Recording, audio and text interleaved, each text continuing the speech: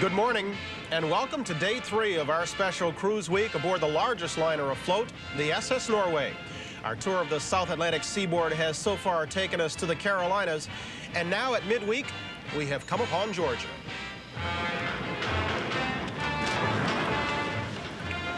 We're anchored 51 nautical miles farther south than when last we spoke.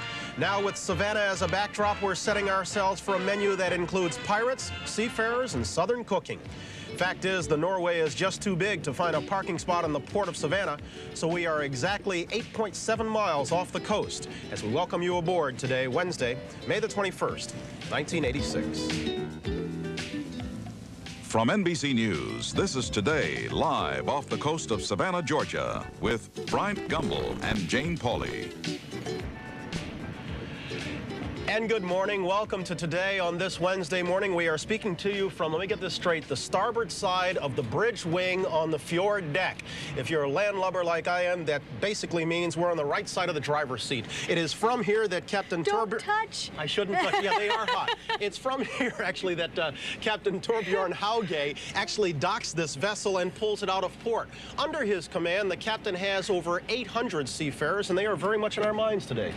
Well, we are going to be talking about life aboard a cruise ship, and not from the passenger's point of view, but from the crew's perspective, both the good and the bad of it. We will be talking about pirates, past and present, and about the joys of sailing with an inveterate sailor by the name of Walter Cronkite, and also America's best hope for winning the cup back, Dennis Conner. You're a name dropper, so let me drop one, too. Gladys Knight is going to be with us to talk about some gospel music. We'll hear some on board ship. We're going to be taking a tour of Savannah's Victorian District. We'll talk baseball, too, of the Class A variety and the Sally League. The Savannah Cardinals are here. And, of course, what would a trip to the South be without a little good old Southern cooking? We'll get into that, too. Much more ahead. Let's get it started in normal fashion. Back at 3K News Desk in New York is Mr. John Palmer. Good morning, John. Good. Simple as that. Isn't this, Yep, isn't this that's a nice setting? Isn't this beautiful? We are poolside, and you're the old Navy man. We are astern facing aft. That's right, and that's Georgia right over there. That's right. That's Georgia right over here, and these are the good folks who've gotten up early to join us. You're looking down at one of the 3 pools that the Norway has to offer, although I haven't been swimming on board this. Beautiful audience. No, I haven't had a chance to. I didn't want to raise the water level too much. I leave a ring around the pool. We are moving here, even though we're docked. I mean, there's pretty good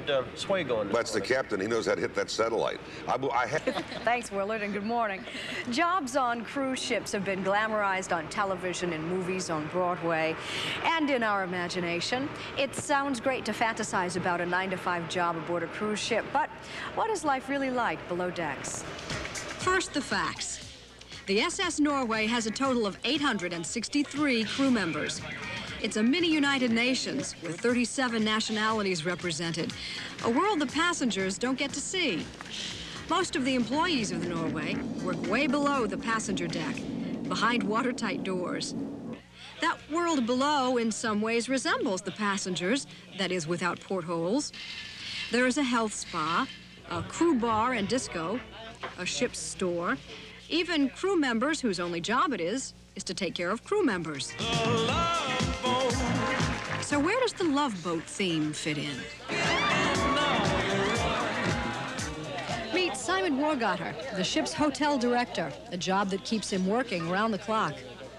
We are around 8 o'clock in the office till noontime.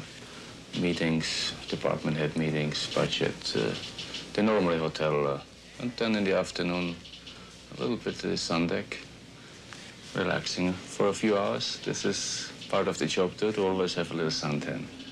There are advantages. Jack Ruby gets paid better on the Norway than he would in the same job at home in Jamaica. Expenses are low, so there are great opportunities to save money, and crew members never have to fight rush hour traffic. But sometimes the quarters are tight. Well, not if you're captain. But let's not forget, it is a job, and on board, crew members can never leave it. You have to be able to deal with a lot of different types of people, and you always have to be the one that they're always right. You're the, providing the service to them, so the customer is always right. The passenger's always right, my boys, the passenger's always right. Although he's a drip, he's paid for his trip, so greet him with delight. The passenger's always right. Michael and Marie Pagella were married aboard the Norwegian Caribbean line ship, the Skyward. They met there. You were married on the Southward. Southward. And now you're working here on the Norway. Married how long? 10 years. 10 years, which means you were actually the first married couple aboard the line. Why was it so, why was that a precedent? I suppose because we were working for the company at the time, and it just happened, and I guess I just let it go by. Companies, traditionally, this one and a lot of other companies, always discouraged marriage amongst employees. Do you think that they have decided after your example that it's not such a bad idea? Well, I hope that they would change their mind, because it's worked out very, very well for us.